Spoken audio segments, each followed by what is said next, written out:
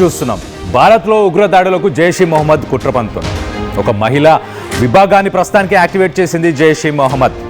పహల్గామ్, ఢిల్లీ వంటి పేలులో అదే తరహాలో ప్రస్తుతానికి దాడులను ప్లాన్ చేస్తుంది. భారత్లోకి ప్రవేశించింది పాకిస్తాన్కి సంబంధించిన ఒక మహిళా ఉగ్రవాది. ఎల్ఓసి దగ్గర ఈ మహిళని ప్రస్తుతానికి ఇండియన్ ఆర్మీ అదుపులోకి తీసుకుంది.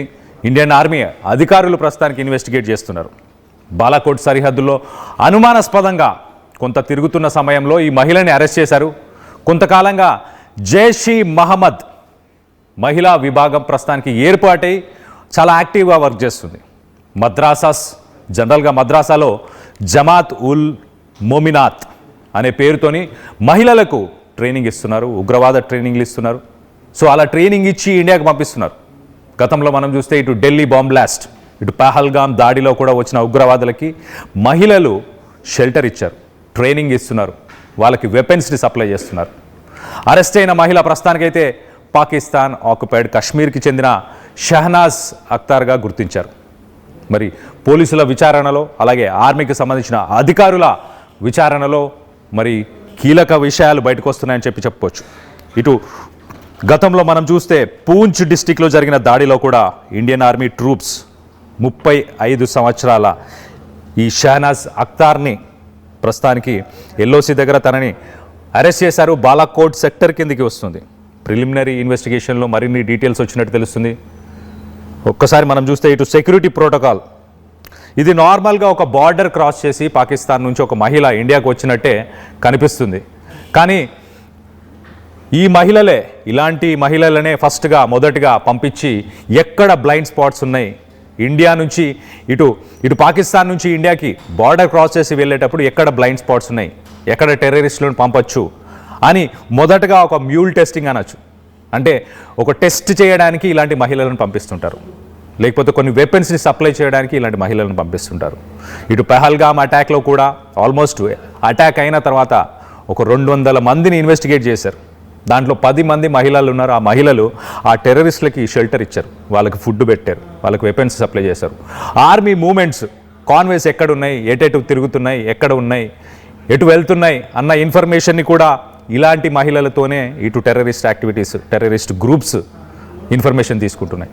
సో మొత్తం మీద ఇలాంటి ఒక సంఘటన ప్రస్తుతానికి ఇటు పూంచ్లో జరిగింది. దీనికి సంబంధించి లేటెస్ట్ అప్డేట్ తీసుకునే ప్రయత్నం చేస్తాం. నా కొలీగ్ మనోజ్ రెడీగా ఉన్నాడు.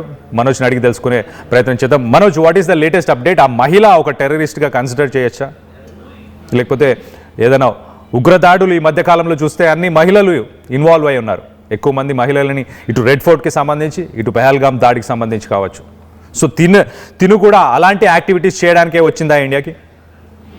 So as of now Kalyan, confidential information ప్రకారంగా ఎప్పటికప్పుడు రా ఏజెన్సీలు కానివ్వండి, లేకపోతే ఎన్ఐఏ కూడా పచ్చిగడుతోంది. ఎక్కడికెక్కడ టెర్రరిస్ట్ యాక్టివిటీస్ మనం చూస్తున్నాం. Operation Aakar, operation Shiv, operation ఇంకా చాలా ఆపరేషన్ జరుగుతున్నాయి. అంటే ఆపరేషన్ సింధూర్ తర్వాత ఎక్కడ చూసినా జమ్మూ కాశ్మీర్లో ఉగ్రవాదులను ఒక రకంగా చెప్పాలంటే ఊచ కోతకు వస్తుందని చెప్పాలి. ఎవరిని కూడా ఇన్వాల్వ్ చేయట్లేదు, ఎవరిని కూడా అంత ఈజీగా వదిలిపెట్టలేదు. డౌట్ వచ్చిన ప్రతి సంఘటనలో కూడా కూము నిర్వహిస్తున్నారు. జాయింట్ ఆపరేషన్స్ లో ఎక్కడికెక్కడ వాళ్ళందరినీ కూడా అంతమొందించే ప్రయత్నమే ఇండియన్ ఆర్మీ చేస్తోంది.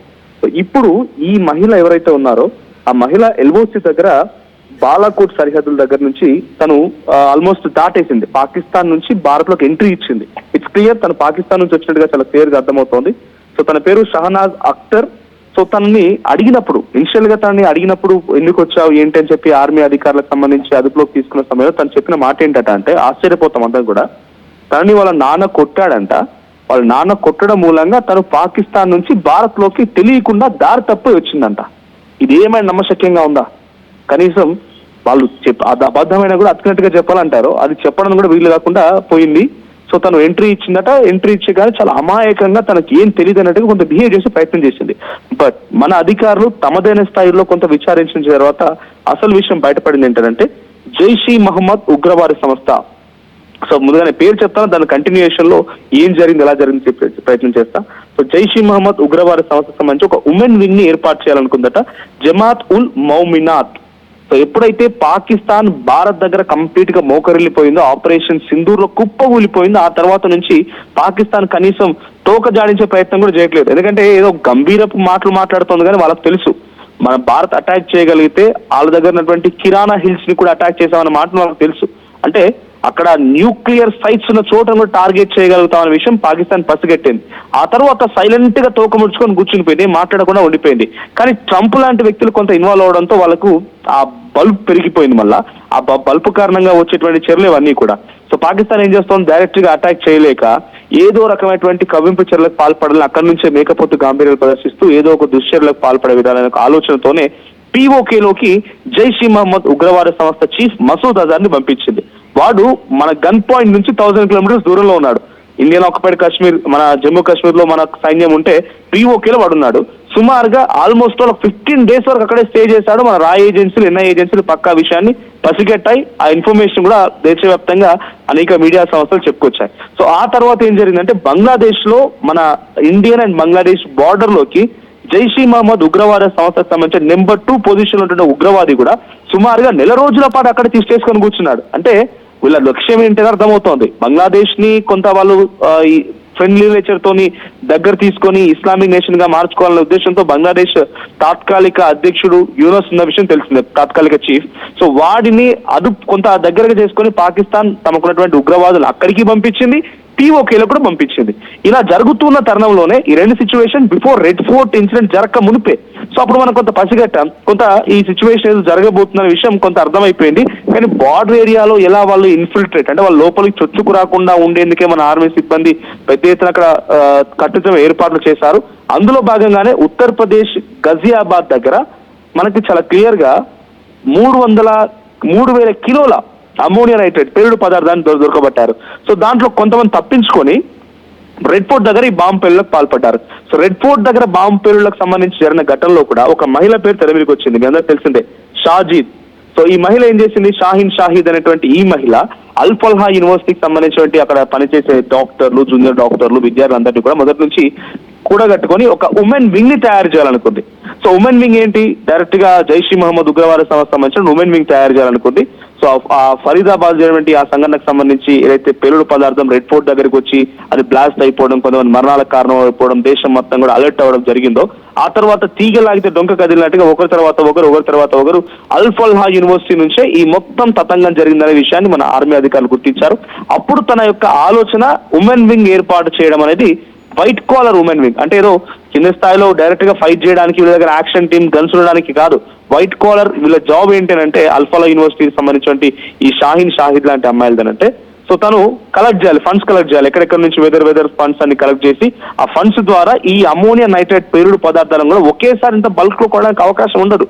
కొంచెం కొంచెంగా సుమారుగా 2-3 years ఆఫ్ ఆపరేషన్ అంటే ఇదంతా, అంటే 2-3 ఏళ్ల నుంచే జరుగుతోంది. కొంచెం కొంచెంగా కొనుక్కొని దానంతా సేవ్ చేసి ప్రిజర్వ్ చేసి ఆ తర్వాత ఈ యాక్షన్ దిగారు.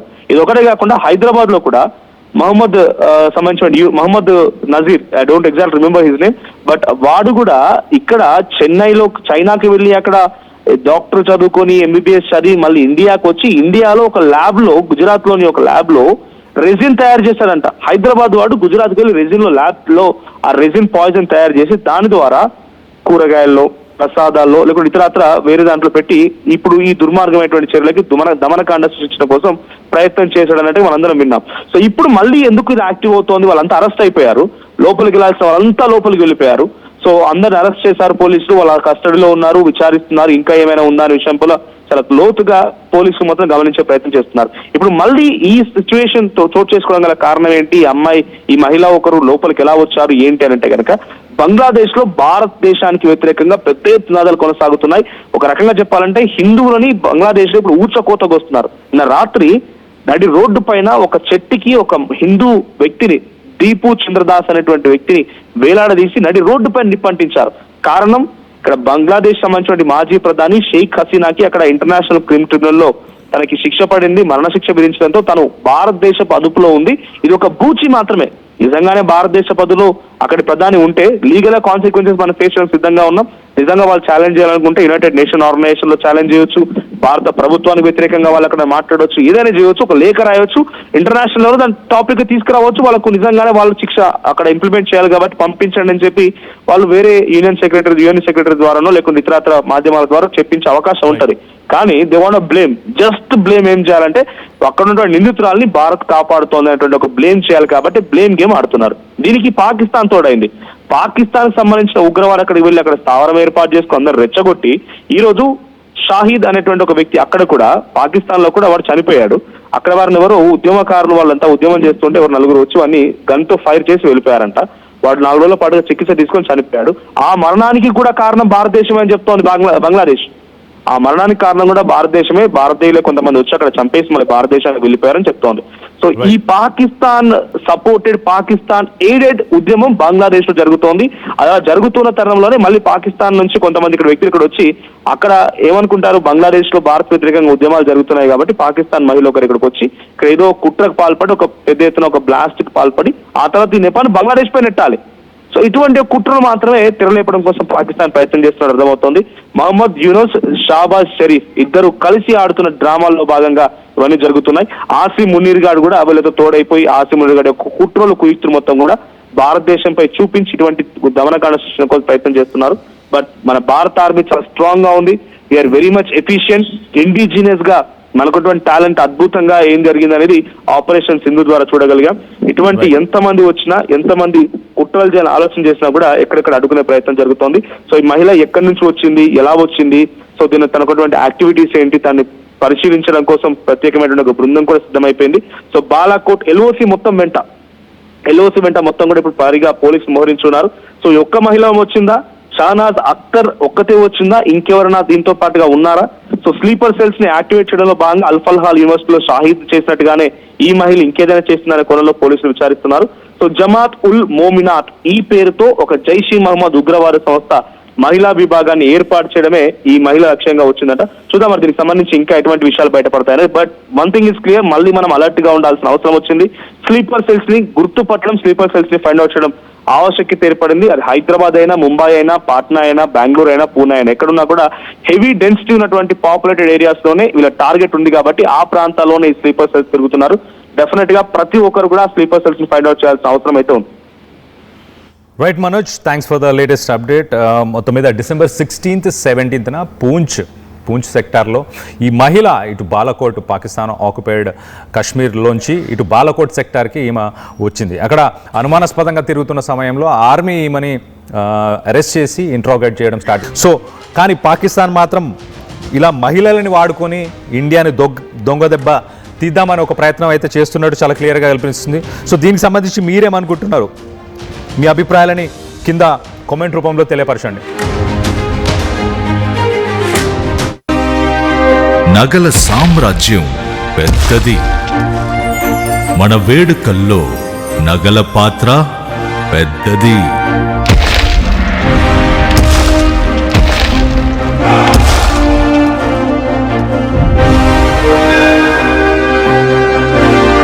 నగల్లో మన సంప్రదాయం అది పెద్దది. అదే విధంగా నగలు కొనేటప్పుడు మీ సేవింగ్స్ కూడా ఇకపై పెద్దగా ఉంటుంది. బంగారు నగల చరిత్రలోనే లేని విధంగా అన్ని నగల తరుగును ముందు కన్నా ఇంకా తగ్గించాం. ఈ తక్కువ తరుగును చూస్తే వెంటనే నగలు కొనేస్తారు. డైమండ్ జ్యువెలరీ ధరలు కూడా పెద్ద లెవెల్లో తగ్గించాం. ఇకపై అందరూ డైమండ్ జ్యువెలరీ కొనుక్కోవచ్చు. ఏ ఆఫర్లోనూ పక్కదారి పట్టకండి. Compare compare compare. ఇక్కడికొచ్చి కంపేర్ చేస్తేనే తెలుస్తుంది మీకు ఎంత పెద్దగా డబ్బులు ఆదా అవుతుందో అని. డబ్బులు ఎవరికి ఊరికే రావు. ఇప్పుడు షాద్ నగర్ వైపు ఉన్న స్వర్గసీమ వెంచర్ లో ప్లాట్ల పండగ వచ్చింది. నూతన వెంచర్ అమేయ రూపంలో అప్రూవ్డ్ ప్లాట్లు, resort facility, reasonable price. Swargaseema వారి నూతన వెంచర్ అమేయ. జలుబు, తలనొప్పి, మోకాళ్ల నొప్పులు మరియు నడుము నొప్పి వీటన్నిటికీ ఒక ఆయుర్వేద ఉపశమనం శాస్త్రీ బామ్.